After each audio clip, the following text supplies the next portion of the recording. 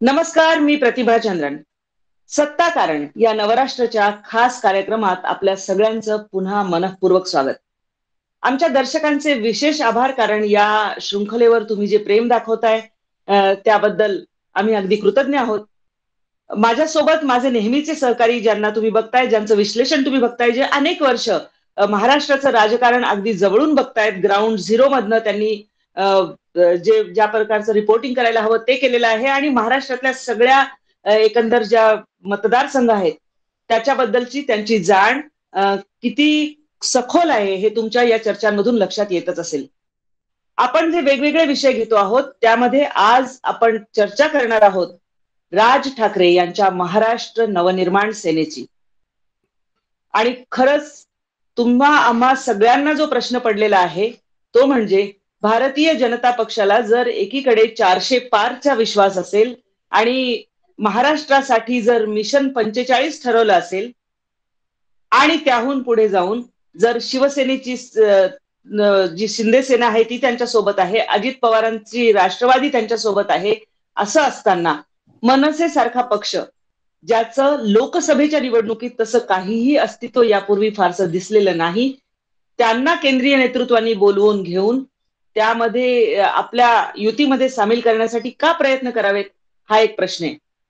अनिकेतजी, सुरुवातीला मी तुमच्याकडे येईन. अनिकेत जोशी आणि विशाल राजेजी आमचे मुंबईहून जॉईन झालेले.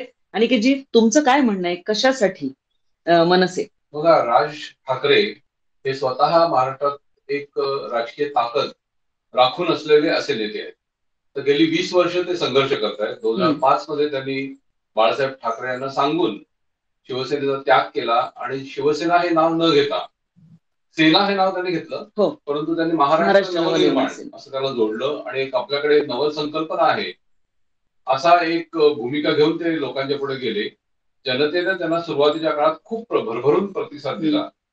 2009च्या विधानसभा निवडणुकीत त्यांचे 13 आमदार आपल्याला विधानसभेत बसलेले दिसले.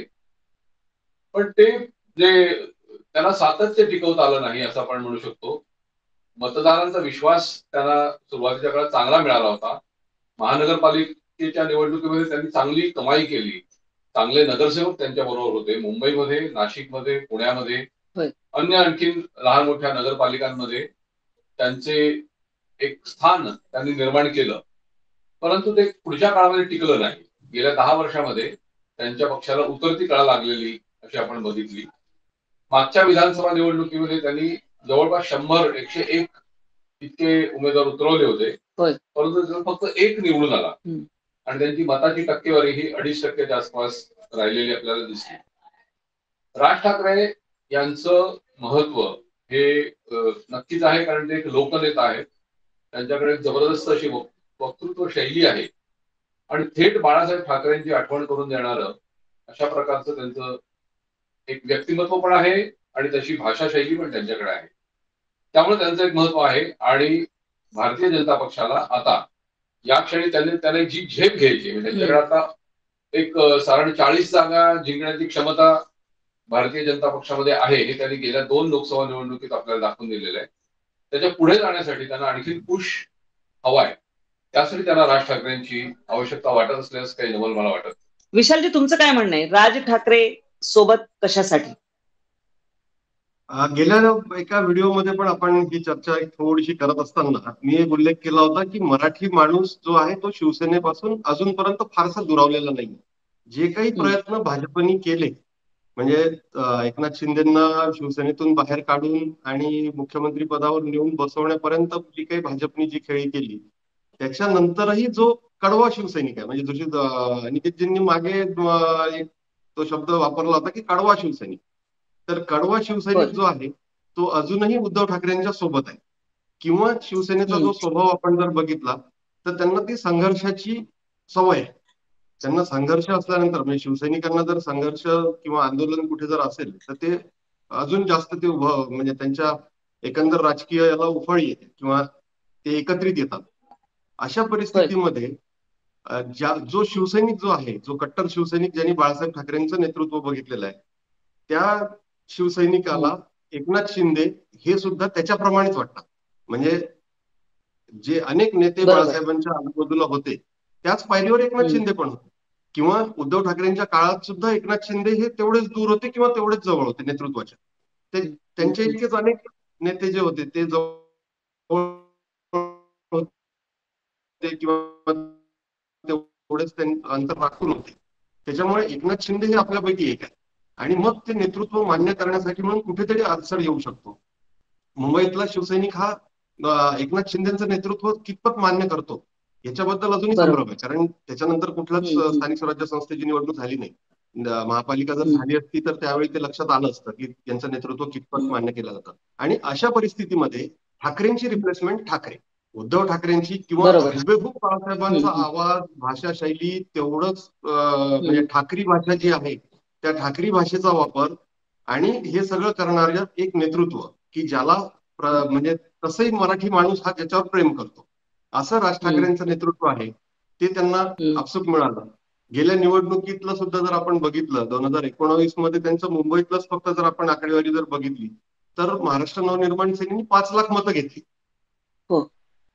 म्हणजे वेगवेगळ्या लोकसभा मतदारसंघांमध्ये आता लोकसभेच्याच निवडणुकीच्या संदर्भात आपण बोलू तर वेगवेगळ्या विधानसभेमध्ये त्यांनी जे वेगवेगळे उमेदवार उभे केले होते तर मुंबईतल्या विधानसभा मतदारसंघांमधून त्यांना टोटल 5 लाख मतं मिळाली. आणि ही 5 लाख मतं जर बघितली तर मुंबई उत्तर पूर्वमध्ये त्यांना 1.25 लाख मतं आहेत त्यांच्या उमेदवाराला. बरोबर. जो मतदारसंघ विक्रोळी, मुलुंड, भांडूप, मानखुर्द अशा पद्धतीने तिथे आहे. त्यानंतर दक्षिण मध्य मुंबई जो पूर्णपणे मराठी बेल्ट आहे म्हणजे धारावी, सायन, कोळीवाडा किंवा वडाळा, माहीम, चेंबूर या ठिकाणी त्यांना 1 लाख मतं आहेत त्यांच्या उमेदवाराला. म्हणजे ज्या ठिकाणी शिवसेनेचा उमेदवार म्हणजे कुठेतरी रेसमध्ये होता किंवा जिंकला होता अशा वेळी मनसेच्या उमेदवाराला सुद्धा बऱ्यापैकी म्हणजे जो निकालावर परिणाम करू शकेल अशी मतं होती.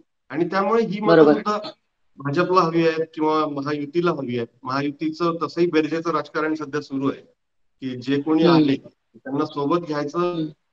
लाख मतांनी जो कोणी उमेदवार निवडून आला होता तो 1.5 लाख मतांनी निवडून आला. मतांचं टक्केवारी वाढवण्याकडे मला असं वाटतं त्यांचा कल आहे आणि म्हणून राज ठाकरे बऱ्यापैकी त्यात उपयोगी त्यांना पडतील. प्राबल्याची जर आपण गोष्ट केली तर तसं बघितलं तर पुणे, मुंबईचा काही भाग आणि त्या व्यतिरिक्त नाशिकमध्ये तर राज ठाकरेंचं निश्चितच प्राबल्य आहे म्हणावं लागेल. एक त्यांचा महापौर सुद्धा होता. आणि पुण्यामध्ये सुद्धा 29 जागा एकेकाळी जिंकलेल्या होत्या. आपण महाराष्ट्र नवनिर्माण सेनेची जर वाटचाल बघितली तर जे 13 लोक सुरुवातीला निवडून आले होते त्यामध्ये जे सगळे ज्यांना दिग्गज असे म्हणता येतील त्यापैकी वांजळे हयात नाहीयेत. नंतर राम कदमांसारखे नेते सोडून गेलेले आहेत. वसंत मोरे सोडून गेलेले आहेत. बरेचसे नेते त्यांची जी मंडळी होती त्यांच्या बरोबर सोबतीला राज ठाकरेंच्या ती सोडून गेलेली आहे. आणि अशा परिस्थितीमध्ये टक्केवारीचा जर आपण विचार केला तर 5.5 पेक्षा अधिक टक्क्यांवरनं 2.5% म्हणजे 3% जवळपास घटलेले आहेत. राजकीय भूमिकेचा विचार केला तर वारंवार तशी बदलती पण राहिलेली आहे. कारण एकेकाळी 2014च्या वेळी मोदीचे कट्टर समर्थक अशा अर्थाने ते समोर आलेले होते. 2019 मध्ये त्यांनी घेतलेली भूमिका वेगळी होती आणि आता पुन्हा एक वेगळी भूमिका कदाचित राज ठाकरे घेत आहेत. काय म्हणाल तुम्ही? बघा राज ठाकरेंच्याकडे ना एक करिश्मा आहे, चरिश्मा आहे असं आपल्याला नक्की म्हणता येईल. त्यांच्याबरोबर लोक असतात म्हणजे त्यांच्या सभेला प्रचंड गर्दी होते. लोक त्यांना ऐकायला उत्सुक असतात आणि सभेमध्ये लोकांना जागं करण्यासाठी किंवा एक आपल्या बरोबर खेचून देण्यासाठी जे काही करावं लागतं तशा प्रकारचं त्यांच्याकडे आहे. ते व्हिडिओ दाखवतात लोकांना. लाव रे तो व्हिडिओ हे वाक्य मागच्या निवडणुकीमध्ये ते मोदींच्या विरोधात वापरलं त्यांनी. आता ते मोदींच्या बाजूने लाव रे व्हिडिओ करतील अशी एक शक्यता नाकारता येत नाही. परंतु त्यांचा परिणाम हा लोकांना अधिक आकर्षित करण्याकडे नक्की होईल. शेवटी कसं आहे निवडणूक हे फक्त बेरजेचं नसतं म्हणजे आकड्यांची बेरीज नसते. ती एक केमिस्ट्री देखील असते. ते जे रसायन जे जमायला पाहिजे त्याच्यासाठी त्यांना भारतीय जनता पक्षाला आणि एकनाथ शिंदेना सुद्धा राज ठाकरे जर आले तर हवे आहेत. आणि गेले 2-3 वर्ष भारतीय जनता पक्षाचे नेते वारंवार त्यांना त्यांच्या राजगड या निवासस्थानी जाऊन भेटतायत. एकनाथ शिंदे स्वतः 2-3 वेळा त्यांच्याकडे गेले. राज ठाकरे देखील त्यांच्या सतत संपर्कात आहेत आणि आता जर गेली काही दिवसांनी त्यांची तुम्ही भाषणं पाहिली, हम्म. राज ठाकरेंनी शरद पवार, काँग्रेस, उद्धव ठाकरे सर्वांवरती भरपूर टीका केली. होय. त्यांनी भाजपवर तशी टीका केलेली नाही, इतक्या कडवटपणाने टीका केलेली नाही केली. हो. त्यामुळे शेवटी त्यांचाही एक कल असा आहे की कसं आहे, दोघांना जर गरज असेल तरच ही युती किंवा आघाडी होऊ शकते. एकालाच गरज आहे, तो मागे लागलाय म्हणून आघाडी होत नाही. शेवटी राज ठाकरे यांनी त्यांच्या पक्षाचा देखील कल घेतलेला असणार. ते गेले काही दिवस राज्याच्या वेगवेगळ्या भागात जाऊन वेगवेगळ्या मतदारसंघातील आपल्या कार्यकर्त्यांना, नेत्यांना भेटतायत, त्यांच्याशी संवाद साधतायत. या सगळ्याचा एक परिणाम म्हणून कालची त्यांची दिल्ली भेट झालेली दिसते. आता ह्याच्यातून पुढे नेमकं काय होईल ते आता उद्या परवा ते मुंबईत जाहीर करतील असं त्यांनी सूचित केलं. त्याची वाट बघावी लागेल. वाट बघायला लागणार आपल्याला. पण कुठेतरी भारतीय जनता पक्ष. हा, बोला विशाल. यालाच एक जोडून मी असं सांगू इच्छितो की 95च्या आधीपर्यंत ज्यावेळी बाळासाहेबांची भाषणं व्हायची किंवा जाहीर सभा व्हायच्या, मी अनेक भाषणं आणि जाहीर सभा माझ्या कॉलेजच्या दिवसांमध्ये पण मी ऐकायला जायचो त्यांच्या किंवा बघायला जायचो. तेव्हा इतकं ते लाईव्ह आणि हे सगळं हे नसायचं. तिथे जाऊन आणि आपण त्यांची सभा ऐकायची. ते बऱ्याच सभांमध्ये हे म्हणायचे की जेवढे लोक माझं भाषण ऐकायला येतात ना, तेवढ्या लोकांनी जर मतं दिली तर माझं सरकार येईल. सरकार येईल. बरोबर. हा, तर आज राज ठाकरेंची पण खंत तीच आहे की जे सभा ऐकायला येतात ते लोक मतदानामध्ये कसे कन्वर्ट होतील, आणि ते गर्दी जी येणारी आहे ती मतदानामध्ये कन्वर्ट करणं, याच्यासाठी म्हणून मला असं वाटतं की त्यांची जी आताची जी भूमिका आहे की सत्तेसोबत राहणं हे फार आवश्यक असतं. कारण बऱ्याचदा अनेक लोकांना अनेक अपेक्षा असतात. तुम्हाला अनेक म्हणजे नाही काही तुम्ही आश्वासन देण्यासाठी सुद्धा तुमच्याकडे काहीतरी अधिकार असायला हवा. होय, एखादं कुठलंही आश्वासन देताना सुद्धा, आणि त्याच्यासाठी म्हणून सत्ता हवी. तर अगदी बरोबर आहे. कदाचित आता त्यांच्या सत्तेकडे वाटचाल ही होईल आणि येणारा काळ जो आहे तो मनसेसाठी चांगला असेल. मनसे ही शिवसेनेची कदाचित म्हणजे उद्धव ठाकरेंच्या शिवसेनेची रिप्लेसमेंट असू शकेल असं दिसतंय सध्या तरी. म्हणजे ठाकरे ठाकरे या आडनावाची एक प्रभावळ आहे किंवा त्या ठाकरे या आडनावाचं एक वलय महाराष्ट्रामध्ये निश्चितच आहे. आणि जसं विशालजी म्हणत होते तसं बाळासाहेबांची जी सगळी बॉडी लँग्वेज होती, त्यांचं जे पॉवरफुल बोलणं होतं, तर ती शैली होती, ती सगळी शैली राज ठाकरेंमध्ये हुबेहुबे आहे याबद्दल काही वादच नाही, म्हणजे निसंशयपणे. पण आता आपण जर राज ठाकरेंनी घेतलेले मुद्दे सुद्धा बघितले, म्हणजे राज ठाकरे सुरुवातीला काय एवढे एक लोकांना भावले, तर लोकांना आवडतील किंवा लोकांच्या मनातले थेट असतील असे अनेक मुद्दे त्यांनी उचलले. मग जेटचं त्या कर्मचाऱ्यांचं आंदोलन असो, तिथे एकदम शिवसेनेला एका अर्थाने बूस्ट, महाराष्ट्र नवनिर्माण, माफ करा, मनसेला एकदम बूस्ट मिळाला असं म्हणायला लागेल. कारण 1000 कर्मचारी होते आणि त्यावेळी ठामपणे जेटच्या कर्मचाऱ्यांच्या बाजूने उभं राहणारी मनसे होती. त्याच्यानंतर आंदोलन जे एकतर मराठी माणसासाठीचा जो एक भूमिपुत्रांसाठीचा मराठी माणूस हा मुद्दा आहे, त्याबद्दल मनसेने कधीच तडजोड केली नाही. म्हणजे तो मुद्दा त्यांनी सातत्याने लावून धरला. मग टोलचं आंदोलन असू दे किंवा आणखी त्याच्या पुढे जाऊन एखाद्या मल्टिप्लेक्स मध्ये जो जे पैशाची लूट होते पाण्यासाठी असू दे किंवा हे त्यासाठीचं आंदोलन असू दे, म्हणजे सामान्य माणसाला जे आर्थिक काही प्रश्न भेडसावू शकतात तिथे त्यांना निश्चितच मनसेचा आधार वाटतो. आणि कलाकार जी मंडळी आहेत त्यांना पण काय म्हणाल? नक्की वाटतो, कारण राज ठाकरेंना भेटायला सगळ्या समाजातल्या सगळ्या स्तरातले लोक हे वारंवार येतात आणि त्यांना असं वाटतं की राज ठाकरेंना भेटल्यानंतर आमचे प्रश्न सुटतात. ही खूप महत्वाची गोष्ट आहे. आणि आता बघा, एक नेतृत्वाचं वैशिष्ट्य म्हणा किंवा एक नेतृत्वाची कसोटी ही कधी लागू शकते, तर तुम्ही तुमच्या कार्यकर्त्यांना एक कार्यक्रम देऊ शकता का. मला असं वाटतं की गेल्या काही काळामध्ये उद्धव ठाकरे यांची शिवसेना ही त्या दृष्टीनं मागे पडलेले दिसते. ते त्यांच्या कार्यकर्त्यांना कार्यक्रम देऊ शकलेले नाही मोठ्या प्रमाणामध्ये. जो राज ठाकरेंनी दिलेला आहे, त्यांनी जी आंदोलन उभी केली त्या आंदोलनामधून शेवटी पक्ष वाढत असतो. पण ते आंदोलन कधी उभं करायचं, कसं चालवायचं आणि कधी मागे घ्यायचं हे देखील एक ठरवायला लागतं. त्याच्यात ते कौशल्य नेतृत्वात असतं.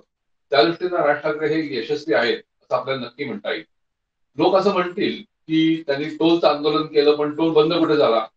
पण हायवेचा टोल, मुंबई पुणे हायवेचा टोल बंद झालेला नसला तरी राज्यातले अन्य 65 छोटे मोठे टोल नाके हे बंद झाले. हे बंद झाल्याने राज ठाकरेंचं यश किती, तर आहे, नक्कीच आहे. ते कायद्याने आणि कराराने, करार संपल्याने ते तसेही बंद होणं गरजेचं होतं, परंतु सरकार बंद करत नव्हतं. सरकार त्यातून येणारा निधी होय. हा घेण्यासाठी उत्सुक होतं. शेवटी कोणीतरी आंदोलनाचा दट्ट्या लावला दट्ट्याला, राज बरोबर. ठाकरेंनी, म्हणून ते टोल बंद झाले असं आपल्याला नक्की म्हणता येईल. मशिदीवरचे भोंगे भोंगे, होय. हा एक फार मोठा विषय आहे. म्हणजे मोठा हा आहे. हिंदू मुस्लिम ह्याचा भाग सोडून द्या, त्याच्यात जाण्याची आवश्यकता नाही, परंतु मशिदीच्या परिसरात राहणाऱ्या मुस्लिम गरीब लोकांना देखील किंवा त्यांच्या ज्यांच्याकडे कोणी आजारी आहे किंवा मुलं शिकतायत त्यांना देखील त्या गोष्टीचा त्रासच होत असणार, याची जाणीव देणारा एक सिनेमा मध्यंतरी आला होता, मराठी सिनेमा. पण हा जो भाग आहे ना, की भोंग्यांचा आवाज कमी झाला पाहिजे, हे लोकांना आवडलेलं किंवा लोकांना पटलेलं, मुंबईकरांना विशेषतः पटलेलं असं आंदोलन होतं. त्यात राज ठाकरे यशस्वी झाले. त्यांनी मागच्या काळामध्ये नाशिकच्या गोदातीरचा आपण विकास करू, आपण एक त्याची योजना आणू, आपण महाराष्ट्राचा विकास करण्याची योजना आपल्याकडे तयार आहे, अशा गोष्टी केल्या होत्या. ते प्रत्यक्षामध्ये तशा प्रकारच्या योजना लोकांपुढे मांडू शकले नाहीत, परंतु त्या दिशेने त्यांनी काही वाटचाल केली, हे आहे. त्यामुळे हे नेतृत्वाचं त्यांच्या वैशिष्ट्य आहे आणि याचा फायदा जर ते सत्तेत असतील, सत्तेबरोबर असतील, तर त्यांना नक्की घेता येईल, त्यांच्या योजना त्यांना प्रत्यक्षात राबवता येतील. त्यामुळे शेवटी सत्तेजवळ जाणं, लोकांची कामं करण्यासाठी सत्ता हवी, अशी राजकीय पक्षाची भूमिका असते आणि तशीच असली पाहिजे. समाजकारणासाठी राजकारण आणि मग राजकारणासाठी सुद्धा समाजकारण असं देखील होतं. हे दोन्ही बाजूने चालू राहतं. तर राज ठाकरेंनी हे जे काही पाऊल आता उचललेलं आहे, हे त्यांच्या पक्षाच्या वाढीच्या दृष्टीने अतिशय योग्य आहे. पुढच्या काळामध्ये येणाऱ्या विधानसभा निवडणुकीमध्ये जर ही युती आघाडी कायम टिकली, अद्याप त्या आघाडीचं स्वरूप आपल्याला स्पष्ट नाही. म्हणजे ते किती जागा लढवणार आहेत, त्यांना जागा तेवढ्या दिल्या जाणार आहेत की त्यांना विधानसभेतच फक्त आश्वासन आहे का दक्षिण मुंबईची एखादी जागा देऊ शकतील. म्हणजे एखादी जागा देऊ शकतील, पण म्हणजे हे अद्याप अस्पष्ट आहे. पण ते जे काय असेल ते आपल्या पुढे लवकरच येईल आणि जर ते टिकले आणि विधानसभेपर्यंतही जर आघाडी त्यांची टिकली, तर दोघांनाही नक्कीच फायदा होईल त्याचा. विशालजी काय सांगाल, कारण आंदोलन आपण जी मनसेची बघितली ती आंदोलनं निश्चित लोकांना भावणारी, लोकांच्या प्रश्नांना थेट हात घालणारी होती. दुसरी गोष्ट म्हणजे ब्लू प्रिंट ज्याला म्हणता येईल, महाराष्ट्राच्या विकासाची ब्लू प्रिंट. राज ठाकरेंची ताकद दुर्दैवानं अशी कधीच वाढली नाही, किंवा त्या ब्लू प्रिंट बद्दल त्यांच्या काही विधानांबद्दल चर्चा झाली, पण त्या ब्लू प्रिंट मधले जे फाईन डिटेल्स आहेत ते त्यांनी कितीतरी वेळा पत्रकारांशी सुद्धा चर्चा त्याबद्दल केलेली आहे, पण त्याची चर्चा फारशी होत नाही. किंवा त्यांची जी अगदी वेगळी स्टाईल होती, लावरे तो व्हिडिओ ही, किंवा त्यांच्या सभांमध्ये त्यांनी ते ज्या पद्धतीने एक आणलं सगळं तंत्रज्ञान आणून, काहीतरी युवा वर्गाला भावणारा नेता, अशी एक त्यांची पद्धत निश्चितच राहिलेली आहे. कितीतरी कॉलेजच्या युवकांना तो आवडलेला आहे. काय म्हणाल तुम्ही? याच्यामध्ये कसं आहे माहितीये, नेता जो आहे ना तो कोणत्याही समाजाला किंवा कुठल्याही वयोगटाला नेता हा डेअर डेव्हिल असायला हवा, की मी पुढे जातोय, बघून घेऊ काय होईल. म्हणजे त्याला काही फार असं म्हणजे खरोखर रस्त्यावर काही दांडुका घेऊन उतरायची गरज नसते नेत्याला, पण त्याला एक ना म्हणजे त्याला नैतिक बळ, त्याला लोकांच्या मनातल्या ज्या काही समस्या आहेत किंवा जी काही मागणी आहे त्याला एक बळ देण्याचं काम त्या नेत्यांनी करायचं असतं. बाळासाहेब ठाकरेंनी एकदा एक भूमिका घेतली होती की पाकिस्तानच्या संघाशी भारतीय संघाने क्रिकेट खेळू नये. कशासाठी खेळतात, त्यावेळेची भूमिका ही होती आणि त्यांनी ती मांडली. मग त्या काळामध्ये ते वानखेडे स्टेडियमवर तिथे पिच खोदल्या गेली आणि सगळं आंदोलन झालं, मग त्याच्यावर गुन्हे दाखल झाले काही अनेक लोकांवर. तर हे सगळं जे आंदोलन उभं राहिलं, त्यावेळी बाळासाहेब जेव्हा हे बोलले त्यावेळी प्रत्येक घरामध्ये ही भावना होती की आपण का खेळतो त्यांच्याशी. त्यावेळी पाकिस्तानचं ज्या पद्धतीने सीमेवर त्यांचे सगळे हल्ले आणि हे सगळं होतं, अतिरेकी हल्ले सुरू होते, त्यांचे अतिरेकी येऊन इथे काही पण धडगूस घालून जात होते. तर या सगळ्या याच्यामध्ये सर्वसामान्य माणसाची भावना ही होती की आपण का खेळायचं त्यांच्याशी क्रिकेट, ते बाळासाहेब बोलले. तसंच टोलचं होतं की आपण टोल का भरायचा. आता 20 वर्ष आपण एका रोडनी जातोय आणि तो आपल्याला दिसतोय की ह्या 20 वर्षामध्ये इतका टोल यांनी वसूल केला आणि तरी सुद्धा हा वसुली चालूच आहे याची. आणि तिथे ते जे सगळे त्या टोलवरचे जे टगे कर्मचारी असतात त्यांच्याशी सर्वसामान्य माणूस भांडू शकत नाही. मग त्यावेळी कुठेतरी की तुम्ही निघा पुढे, मी बघून घेतो. हे बघून घेईन हा जो म्हणजे पाठीवर हात ठेवून लढ म्हणा, हा जो एक हे हवा असतो ना, तो बाळासाहेबांनी पण दिलं आणि राज ठाकरेंनी पण दिलं. म्हणजे त्यांच्याकडे त्या पद्धतीने बघितलं जातं. रेल्वे नोकर भरती ज्यावेळी झाली त्यावेळी उत्तर भारतीयांच्या विरोधातलं जे आंदोलन राज ठाकरेंनी उभं केलं त्यावेळी सुद्धा तोच इश्यू होता की महाराष्ट्रामध्ये मुंबईमध्ये तुम्ही लाखो लोक तुम्ही इथे बोलावून आणि इथे तुम्ही रेल्वेत भरती करताय, मराठी माणूस कुठेच नाही. ही जी भूमिका आहे ना, म्हणजे जी सर्वसामान्यांच्या मनातली भूमिका आहे, ही बाळासाहेब असतील किंवा राज ठाकरे असतील, ती उद्धव ठाकरेंना फारशी मांडता आली नाही किंवा कदाचित त्यांना ती समजली पण नसेल ती भावना जी आहे सर्वसामान्यांच्या मनातली. पण या दोघांना त्याची नाडी खूप छान कळली होती. त्याच्यामुळे ते जे ब्ल्यू प्रिंटचा जो एक विषय होता राज ठाकरेंनी अगदी सुरुवातीला मांडलेला, मी त्यावेळी त्यांच्यासोबत खूप तास आमची चर्चा झाली होती. आणि त्या चर्चेतून विषय हा याच्यापर्यंत पोहोचला होता की ब्ल्यू प्रिंट फक्त विकासाचा मुद्दा मांडून राजकारण होऊ शकत नाही. म्हणजे केवळ की आम्ही हे देऊ आणि तुम्ही आम्हाला मतं द्या, एवढी प्रगल्भ मतदार आपले नाही आहेत इतके. म्हणजे जी प्रगल्भता विदेशांमध्ये किंवा याच्यामध्ये ते इश्यू बेस तिथे इलेक्शन्स होतात किंवा तिथे एखादं निघाल्यानंतर निवडणुकीचा पूर्णपणे निकाल बदलला जातो. हे बिल क्लिंटन पासून तर आपण ट्रम्प पर्यंत सगळ्यांचं ते बघत आलो की एखादं काहीतरी प्रकरण निघतं आणि सगळी भूमिका बदलली जाते मतदारांची. आपल्याकडे तसं होत नाही दुर्दैवानी, किंवा आपली लोकशाही तेवढी प्रगल्भ व्हायची. म्हणजे एखाद्या देशाचं आयुर्मान 75 वर्ष हे काही फार मोठं नाही. वैयक्तिक आयुर्मान 75 वर्ष हे खूप मोठं असेल, पण लोकशाहीचं किंवा एखाद्या देशाचं आयुर्मान 75 वर्ष ही त्याचं बाल्यावस्थाच असेल किंवा थोडीशी त्याच्यात अजून कुठेतरी अजून आपण देशाचं म्हणण्यापेक्षा देशाच्या राजकीय व्यवस्थेचं असं म्हणू शकू कदाचित. तसं पण म्हणता येईल, किंवा मानसिकतेचं एकंदरच जी म्हणजे सामूहिक मानसिकता जी आहे ती म्हणता येईल. तर त्याच्यामुळे कसं आहे की ज्यावेळी त्यांनी विकासाचा मुद्दा घेऊन आणि हे केलं होतं, ब्ल्यू प्रिंट दिली होती, तर त्यावेळी त्यांना तेवढंच यश मिळालं नाही. नंतरच्या निवडणुकीमध्ये 2009 मध्ये 2009 मध्ये जे त्यांना यश मिळालं त्याच्यामध्ये त्यांचे ते 13 आमदार निवडून आले. आणि जे आता दक्षिण मुंबईचा जो विषय सुरू आहे की दक्षिण मुंबईची जागा मनसेला मिळेल भाजपसोबत केल्यानंतर, त्याच्या मागचं कारण पण हे आहे की 2009 मध्ये बाळा नांदगावकर दुसऱ्या क्रमांकावर होते. म्हणजे मिलिंद देवरा निवडून आले काँग्रेसचे, मिलिंद देवरा काँग्रेसचे निवडून आले आणि बाळा नांदगावकर हे दुसऱ्या क्रमांकावर होते. म्हणजे एवढी मनसेनी तिथे सगळी उचल खाल्लेली होती किंवा मनसेचे मतं एकत्र झालेली होती. तर या सगळ्या पार्श्वभूमीवर मला असं वाटतं की राज ठाकरेंना अजूनही जी नाडी सापडलेली आहे मतदारांची, विशेषतः मुंबईतल्या मतदारांची, तर येणाऱ्या काळामध्ये महायुतीमध्ये जर ते आले, म्हणजे तसं आता फक्त जाहीर होण्याचंच राहिलेलं आहे, 2 दिवस वाट पाहा औपचारिकता राहिली. म्हणजे वाट पहा म्हणून फडणवीसांनी म्हटलंय 2 दिवस आणि राज ठाकरेंकडून पण तेच हे आलेलं आहे की 2 दिवस वाट पहा, सांगतो सगळं. तर 2 दिवसानंतर कदाचित ती महायुतीमधला एक घटक चौथा पक्ष असेल राज ठाकरेंचा कदाचित, किंवा काय त्यांचं ठरलेलं आहे चर्चेतून ते पण आपल्याला कळेल. पण हे करत असताना मनसेचा उपयोग हा विधानसभेमध्ये आणि त्याच्याही पेक्षा महापालिकेमध्ये खूप जास्त प्रमाणामध्ये महायुतीला होईल असं मला वाटतं. कारण मुंबईची महापालिका हा एक अक्षरशः एका विधानसभे इतकाच महत्वाचा विषय आहे आणि राज्यभर. आणि म्हणजे आपल्या अगदी आणि शिवसेनेकडून म्हणजे भाजपाने गेल्या वेळीच जी एक संख्या गाठलेली होती त्यामध्ये कुठे ना कुठे ते शिवसेनेला तिथे खंडित गाठू शकले असते, परंतु त्यांनी ते तसं केलं नाही. यावेळी मात्र जी म्हणजे उद्धव ठाकरेंचं खास बलस्थान ज्याला म्हणता येईल किंवा मर्म ज्याला म्हणता येईल ती मुंबईची महापालिका आहे तशा अर्थाने.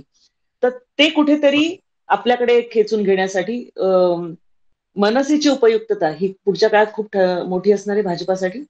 नक्कीच असणार आहे, कारण मागच्या जी 17 साली जी निवडणूक झाली त्याच्यामध्ये खरं भारतीय जनता पक्ष आणि ठाकरेंचे संबंध अतिशय ताणले गेले आणि ते एकमेकांच्या विरोधात उभे राहिले होते. त्या निवडणुकीमध्ये शिवसेनेला पहिल्या जे मतमोजणी जी झाली पहिली त्यात शिवसेना 84 आणि भारतीय जनता पक्ष 82 असे नगरसेवक निवडून आले होते. नंतरच्या काळामध्ये शिवसेनेला काही मित्र पक्ष त्यांच्याकडे विलीन झाले, काही महाराष्ट्र नवनिर्माण सेनेचेच काही नगरसेवक त्यांच्याकडे विलीन झाले, राज ठाकरेंना सोडून गेले. यामुळे त्यांची संख्या आता वाढलेली आहे, परंतु त्यांना तो एक धोका तेव्हा जाणवलेलाच होता, नक्कीच जाणवला होता. आणि तुम्ही जर 14 आणि 1900 विधानसभा निवडणुका बघितल्या होय. तर तिथे भारतीय जनता पक्ष हा आमदार संख्येच्या बाबतीत मुंबईमध्ये शिवसेनेच्या पुढे राहिलेला आहे. होय. एखादी जागा 2 जागा त्यांच्या पुढे आहेत कायम. या सगळ्या परिस्थितीमध्ये आता जर राज ठाकरे हे जर भाजप बरोबर असतील तर शिवसेना खूप मोठा धोका आहे. त्यांच्यासोबत काँग्रेस आणि राष्ट्रवादी काँग्रेस हे आता आहेत, परंतु काँग्रेसच्या नेत्यांची मुंबईतली एकूण जी भाषा आपण ऐकली तर त्यांना असं ते स्पष्ट सांगतात की महानगरपालिका निवडणुकीमध्ये काँग्रेसने स्वतंत्र लढलं पाहिजे तर आम्हाला अधिक संधी आहे. तर याच्यात प्रत्यक्षात महायुती महाविकास आघाडी काय होईल, कारण लोकसभा निवडणुकीच्या नंतर ही जी महाविकास आघाडी आहे ती कितपत टिकेल, किती वाढेल, हे सगळे प्रश्न आहेत. परंतु या सध्याच्या प्राप्त परिस्थितीमध्ये जर ते बरोबर आले, भाजपच्या बरोबर मनसे आली तर त्याचा फार मोठा परिणाम मुंबईमध्ये झालेला आपल्याला दिसणार आहे. दोन्ही पक्षांच्या दृष्टीने हे फायद्याचं ठरेल, कारण मनसेला सुद्धा सगळे त्यांचे बरेचसे मोठे नेते सोडून गेलेले असल्यामुळे मनसेलाही कुठेतरी एक पुन्हा आपल्या पक्षाला उभारी देण्यासाठी, कार्यकर्त्यांमध्ये उत्साह भरण्यासाठी एक देश पातळीवर विजयी होत असलेला पक्ष जर सोबत असेल तर त्याचा निश्चित फायदा राज्यामध्ये होणार आहे. बरोबर आहे विशालजी? अगदी बरोबर आहे. फक्त थोडीशी दुरुस्ती अशी करेल की मनसेमध्ये नेते म्हणजे मनसे असेल किंवा शिवसेना असेल म्हणजे उद्धव ठाकरे, तिथे नेता हा एकच असतो. अगदी बरोबर आहे. कारण ते वसंत मोरे नेता नाही होऊ शकत मनसेमध्ये. मला गेल्या एका पत्रकार परिषदेमधला किस्सा आठवला, पटकन सांगते की एक हाती सत्ता द्या असं जेव्हा राज ठाकरे म्हणायचे तेव्हा त्यांना काही पत्रकारांनी म्हणाले होते की एक हाती म्हणजे तुमच्या एकट्याच्या हातात सत्ता द्या असं तुम्हाला म्हणायचं का, म्हणजे एकाच नेत्याच्या हातात एकवटलेली सत्ता द्या. पण तो ठाकरे घराण्याचा तसा हेच राहिलेला आहे नाही का, त्यांची ती परंपरा तशी राहिली, पक्षाची बांधणी तशी आहे, तशीच आहे. होय. आणि त्यांच्या अनुयायांना पण ही सवय आहे एका अर्थाने. हो, त्यांच्या अनुयायांनाही सवय. तर येत्या निवडणुकीमध्ये म्हणजे लोकसभेच्या निवडणुकीमध्ये नेमक्या कुठल्या गणितांसाठी भारतीय जनता पक्षाने मनसेला सोबत घ्यायचं ठरवलं याबद्दल आपण बोललोच आहोत.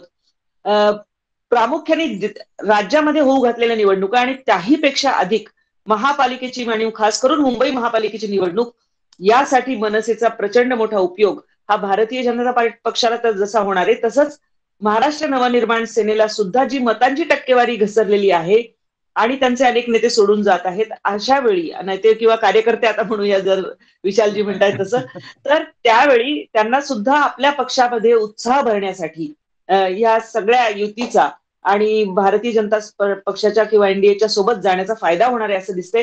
तुम्हाला याबद्दल काय वाटतं, ह्या तुमच्या कमेंट्स आम्हाला कमेंट बॉक्समध्ये जरूर कळवा. तुमचा जो भरभरून प्रतिसाद आम्हाला मिळतोय तो उत्साह निश्चितच द्विगुणित करणारा आहे आमचा. आणि यापुढेही आम्ही तुमच्या समोर दररोज वेगवेगळे विषय घेऊन येणार आहात. नवराष्ट्राच्या आमच्या चॅनलला सबस्क्राईब करायला विसरू नका आणि तुमच्या सूचना आम्हाला निश्चित कळवत राहा. नमस्कार.